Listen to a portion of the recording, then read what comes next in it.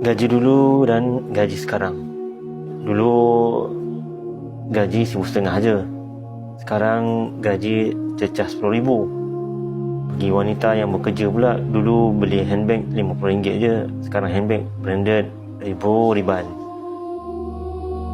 Dulu nak beli tudung pergi semalam okey je. Jadi sekarang beli tudung berjenama di butik khas. Dulu beli baju 6 bulan sekali. Sekarang beli baju berjenama setiap bulan pula tu. Dulu tak pandai sambut birthday.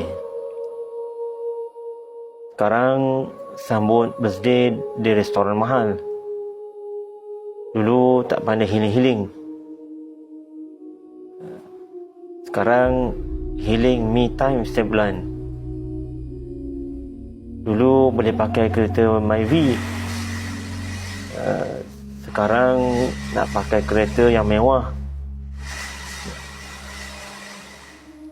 Dulu masa gaji kecil tak boleh menyimpan. Sekarang dah gaji besar pun sepatutnya banyaklah boleh simpanan. Tapi kenyataannya bila gaji besar, nafsu pun jadi besar. Nak beli ni, nak beli tu, nak ni, nak tu. Jadi jangan kejar gaya hidup. Duit tak boleh bawa mati, tapi kalau tak ada duit rasa nak mati. Sebab tu ramai yang diberhentikan kerja, ambil pilihan bunuh diri sebab hutang dan komitmen yang terlalu banyak. Tak kurang juga hampir 50,000 pasangan bercerai sepanjang 2025 disebabkan masalah kewangan yang makin melanda setiap pasangan. Yang jadi mangsa adalah anak-anak. Tak salah nak beli barang-barang mahal, tapi salahnya kita yang tak ada simpanan at least 12 bulan pendapatan. Hatta simpanan RM1,000 pun tak ada. Kenapa kena ada simpanan?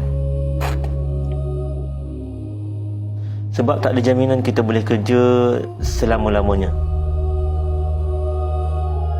Nak menyimpan tapi boros. Tak boleh kawal nafsu berbelanja, banyak hutang. Jadi emaslah ubatnya yang paling mujarab. Dah ramai berjaya sihatkan kewangan dengan menyimpan emas.